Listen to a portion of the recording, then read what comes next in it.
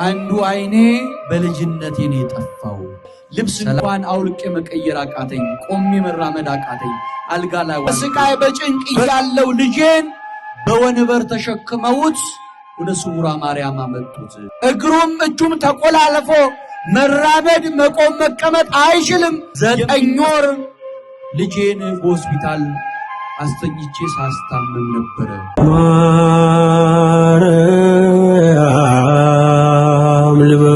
ይቺ የምትመለከቷት እህታችን አንዱ አይኔ በልጅነቴ ነው የጠፋው፣ 30 ዓመት ሆኖታል።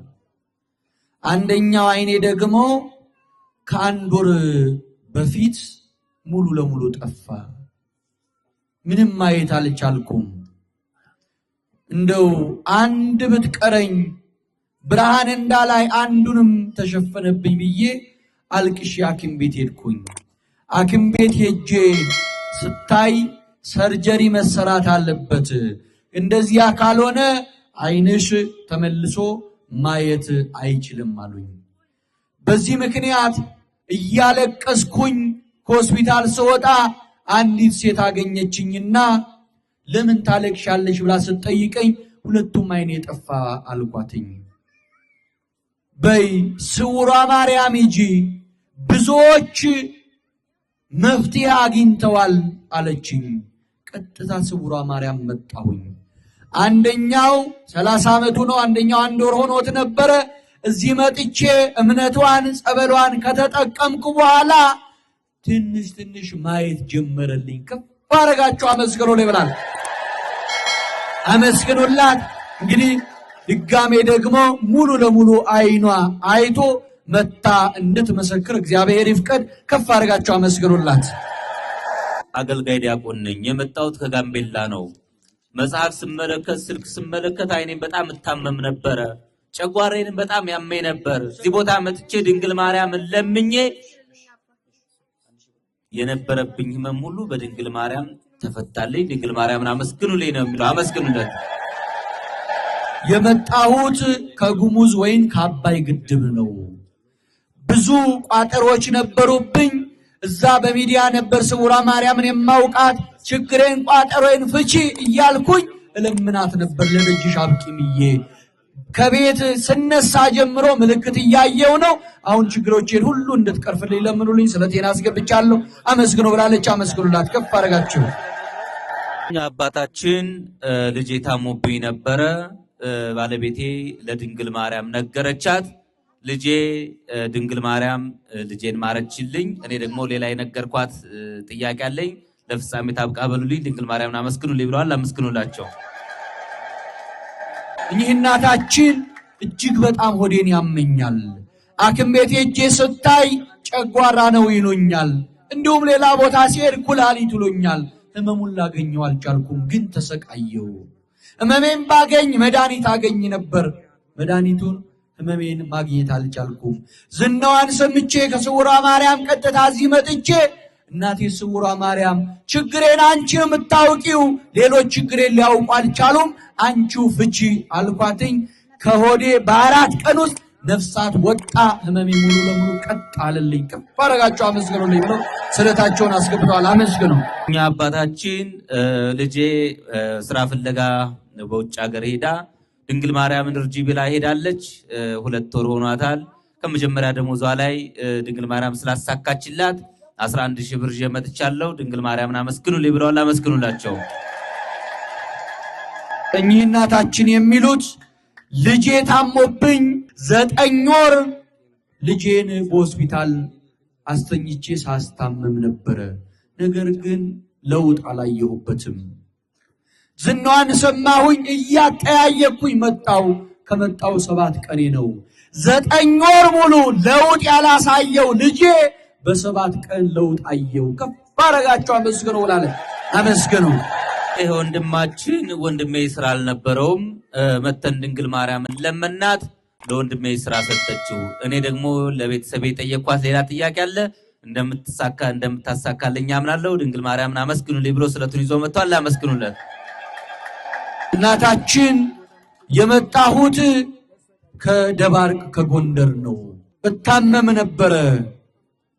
ሐሞት ጠጠር ነበረብሽ ተብርዬ ተሰርቼ ነበር ሰርጀሪ። ነገር ግን ከዚያ በኋላ መልሶ ያው መማመመኝ።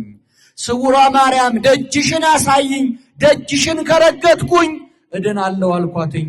ይሄው እዚህ ደጇን ረገጥኩኝ፣ አሁን ሰላም ሆኛለሁ፣ ጨርሳ ተማረሽ በሉኝ ብለዋል። ከፍ አድርጋቸው አመስግኑ። ስለት አስገብተዋል። እኔ የመጣሁት ከባህር ዳር ነው። አመጣጤም ጓደኛዬ ከ6 ወር በፊት የካንሰር ምልክት ታይቶባት ወደዚህ መጣች። በመጣች በሁለተኛ ቀኗ እኔ ደጇ እንድመጣ ጥሪ ያቀረበችልኝ በህልሟ ታይቷት ነይ ተብለሻል አለችኝ። እኔም በሰዓቱ መንገዱ ትንሽ ራቅ ያለ ስለሆነ እሺ እመቤቴ ታዘጋጅልኝ አልኩኝ። በ5ኛ ወሬ ስልኬን ስከፍተው ተከታታይ ስለ ስውሯ ማርያም ታሪካ ያለው አንድ ኮሜንት እመቤቴ ለደጅሽ አብቂ ብዬ ኮሜንት አረኩ። ከዛም በአንድ ወሩ ከደርሶ መልስ ትኬት ተቆርጦ አሁን እስከ ቆንኩበት ድረስ ሀበል ታስቦልኝ እመቤቴ ደጇ አቁማኛለች። እመቤቴ አሁንም ለጸበሌን ጨርሻለሁ። ብዙ ታምር አሳይታኛለች። ቤተሰቤ ላይ እናቴን ያማታል፣ ወንድሜን ያማዋል። እኔም ብዙ ቋጠሩን አለብኝ። እመቤቴም ስላወቀች ነው የጠራችኝ። ሁሉም ፈታ በስለት እንደምመጣ 100% እተማመናለሁ። እመቤቴ ትርዳሽ፣ ደግመሽ ነይ ብላችሁ ጸሎት አድርጉልኝ። አመሰግናለሁ። ይሄ ወንድማችን የመጣሁት ከደራ ነው። ጨጓሬን እና ኩላሊቴን በጣም ያመኝ ነበረ። ምግብ ራሱ መመገብ አልችልም ነበረ። በመድኃኒት ነበር የነበርኩት። መድኃኒቴን ጥዬ ድንግል ማርያም አድኝ ብዬ እዚህ ቦታ መጣው። ድንግል ማርያም ከነበረብኝ ህመም ፈወሰችኝ። አመስግኑልኝ ብሏል። አመስግኑለት። እስቲ በድጋሚ ከፍ አደረጋችሁ አመስግኑ ሳልነግራችሁ። ይህች እህታችን ከኢትዮጵያ በወጣው በ3 ቀኔ ህመም ታመምኩኝ። ሰውነቴ ሁሉ አበጠ። ቆይ ከዛሬ ነገ ይሻላል እያለ ብጠብቅም ምንም አይነት ለውጥ አላገኛልኩኝ። እየባሰ ሄደ። ልብስ እንኳን አውልቄ መቀየር አቃተኝ። ቆሜ መራመድ አቃተኝ። አልጋ ላይ ዋልኩኝ። በስልክ ምስክርነቷን እሰማ ነበር። እዚያ በአልጋ ላይ ሆኜ እናቴ ስውሯ ማርያም በባዕድ አገር አትግደኝ፣ አንቺ ደጅ ልምጣና ልሙት፣ ማርኝ አይደለም የምልሽ ግን በባዕድ አገር አትግደኝ አልኳትኝ። ቀጥታ እግዚአብሔር ፈቅዶ ወደ ኢትዮጵያ ገባሁኝ። ቀጥታ እዚህ መጣሁኝ። ደጇን እንደረገጥኩኝ ህመሜ ጠፋ። ከፍ አደረጋችሁ አመስግኑልኝ። ጨርሳ የቀረም ካለ ጨርሳ ተማረሽ በሉኝ ብላ 10,000 ብር ስለታስገብታለች። አመስግኑላት። ይሄ ወንድማችን ወንድሜ ታሞ ሆስፒታል በነበረበት ሰዓት መጥቼ ድንግል ማርያም ወንድሜን እንድትምርም ለመንኋት። እኔም አውደ ምሕረትሽ ቆሜ መሰክራለሁ አልኩ። ድንግል ማርያም ወንድሜን ማረችልኝ። ሌላ ቋጠሮ አለን፣ ቋጠሯችንን ትፍታ። ድንግል ማርያምን አመስግኑልኝ ብሎ ስለቱን ይዞ መጥቷል። አመስግኑለት።